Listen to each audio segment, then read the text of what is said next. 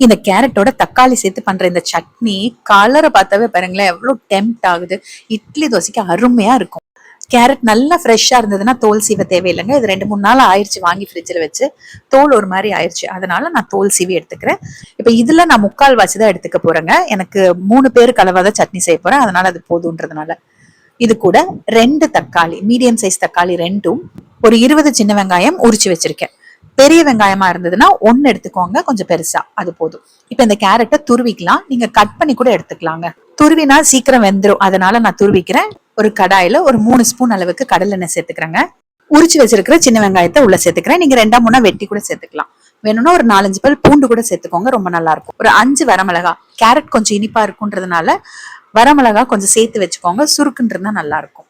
வெங்காயம் வதங்கினதுக்கு அப்புறமா நம்ம துருவி வச்சிருக்கிற கேரட்டை சேர்க்கிறோம். கேரட் வேகணும், ஆனா தண்ணி ஊத்தணும்னு அவசியம் கிடையாதுங்க.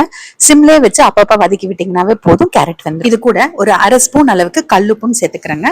இதே நீங்க வெட்டி வச்சிருந்தீங்கன்னா கொஞ்சம் தண்ணி தெளிச்சு மூடி வச்சு வேக வைக்கணும். கேரட் வெந்ததுக்கு அப்புறமா வெட்டி வச்சிருக்க தக்காளியை உள்ள சேர்த்தணும். இப்ப தக்காளி நல்லா சுருள வதங்கணுங்க. அதே மாதிரி அப்பப்ப கலந்து விட்டு வதக்கிக்கோங்க. இன்னொரு அடுப்புல நம்ம வந்து மத்த சமையல் வேலை கூட செஞ்சுக்கலாம். இப்ப பாருங்க தக்காளியும் நல்லா வதங்கிருச்சு, கேரட் வெந்துருச்சு.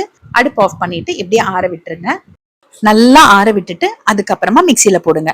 நான் இது கூட கருவேப்பிலை, கொத்தமல்லி தழை எல்லாம் சேர்க்கல, ஏன்னா எனக்கு அந்த கலர் ஆரஞ்சு கலர் அப்படியே கிடைக்கணும் அப்படின்றதுனால. நீங்க வேணும்னா ஆஃப் பண்ணிட்டு கொஞ்சம் கருவேப்பிலை, கொத்தமல்லி தழை பச்சையா சேர்த்து கலந்து விட்டுக்கோங்க. அப்புறமா மிக்சியில போடுங்க. அது கொஞ்சம் கிரீனிஷ் ஆகுன்றதுனாலதான் நான் சேர்க்கல. இப்போ மிக்சியில தண்ணி ஊத்தாம முதல்ல அரைச்சுக்கோங்க, ஏன்னா தக்காளியும் வெங்காயமும் இருக்கு, அதுல இருக்கிற தண்ணியே அரைப்படுறதுக்கு போதுமா இருக்கும். இப்போ கொஞ்சமா தண்ணி அந்த கடாயில ஊத்திட்டு கலந்துட்டு மிக்சி ஜார்ல சேர்த்துட்டு திரும்ப நல்லா அரைச்சுக்கோங்க.